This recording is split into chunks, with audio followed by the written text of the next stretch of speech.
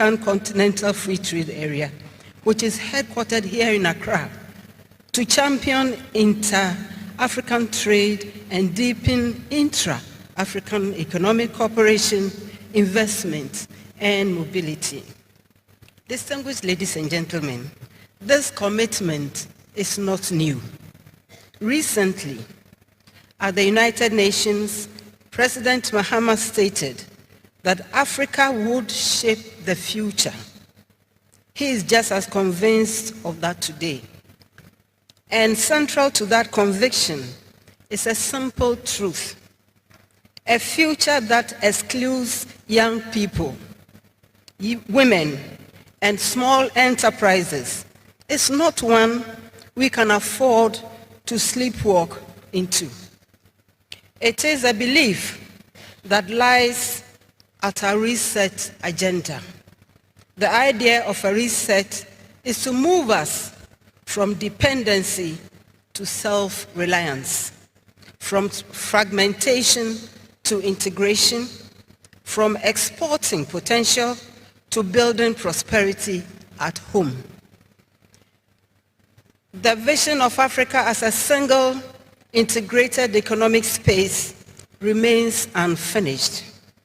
Whether this reflects the constraints of imagination or the execution, we must remember what is at stake, and that is prosperity for Africa's people. Our borders should connect us. From Pan-African Festival of Arts and Culture, through the Year of Return initiative, to the Diaspora Summit, successive governments in Ghana have worked deliberately to bridge our historical and economic divides with the understanding that progress is strongest when it is collective.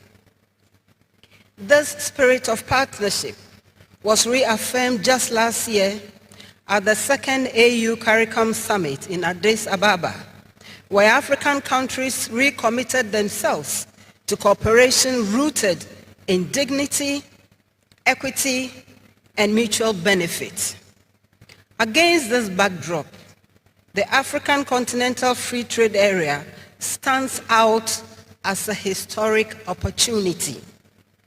It is the world's largest free trade area by number of participating countries, representing a market of 1.3 billion people. Within this market, SMEs are central. Africa's SMEs are often cited as generating over 80% of employment and a significant share of GDP. In Ghana, our SMEs continue to demonstrate resilience, competitiveness, even under challenging conditions. Equally notable is the role of people.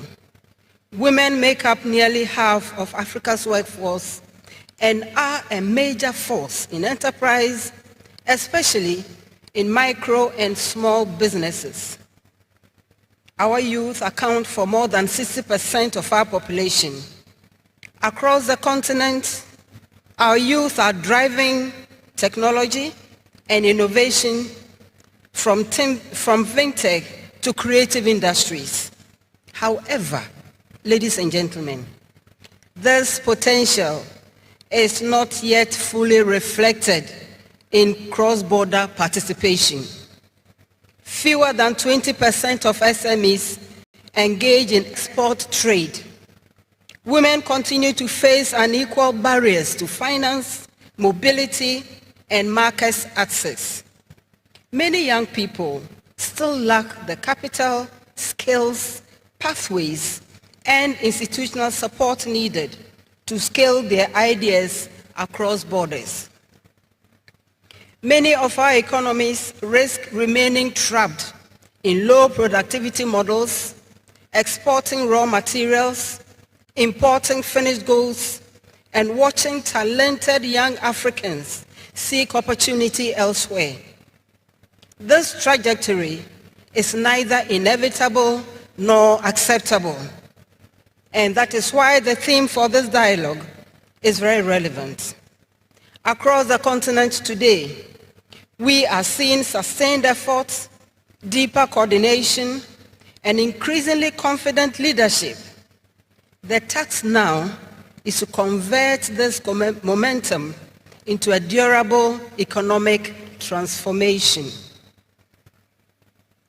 That requires clarity of focus, expanding trade within Africa, and implementing the industrial strategies that strengthen priority sectors, build skills, support sustainable production. We must continue to invest in infrastructure and connectivity while establishing the conditions for innovation and technology.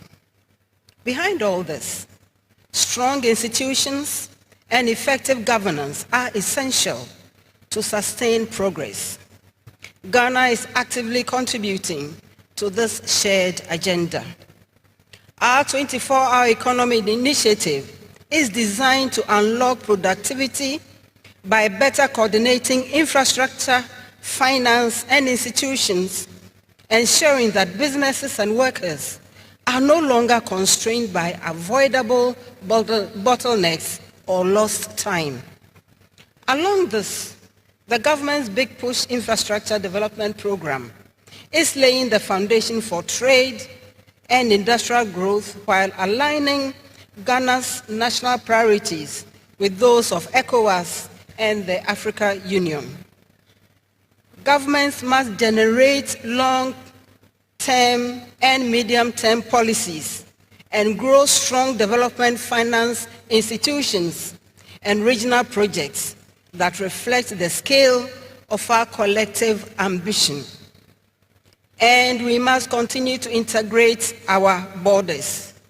We must continue to interrogate the borders. Africa must unite. This is not about erasing sovereignty. It is about organizing our sovereignty in service of shared prosperity and our markets. It is about enabling an entrepreneur or manufacturer, whether in Accra, Kigali, Luanda, or elsewhere, to see Africa not as a fragmented abstraction, but as one connected market with vast opportunities. Ladies and gentlemen, our greatest asset remains our people. For that reason, this conference should be remembered for what was discussed, what was launched, what was committed to, and ultimately, what was delivered. I thank you for your kind attention. Amen. The President of our Republic, His Excellency John Dramani Mahama, speaking so eloquently to us through the Vice President, ladies and gentlemen, Her Excellency Professor Naana Opoku Agyemang. A round of applause is in order. Wow. Please be seated. A true champion of African sovereignty, the President of our Republic. But for me, Your Excellency, the Vice President, I am touched because on the inauguration of our President, he said, and I quote, "I will work to foster the partnerships that transcend our borders and work collectively with all towards regional economic stability, growth, and shared prosperity for all." He meant every word he said. And that's why today you are here again. Please convey our gratitude to him. And a grateful continent also says thank you. But this one here, Your Excellency the Vice President, is purposely for you. Ladies and gentlemen, 6 strings.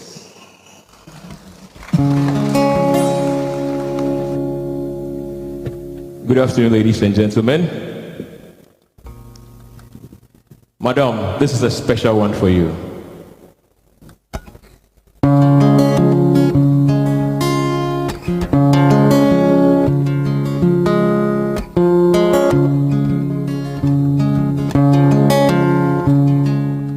Today we stand as one people, with one voice, one heart, one song, to say thank you for your service, for the journey you have walked so long.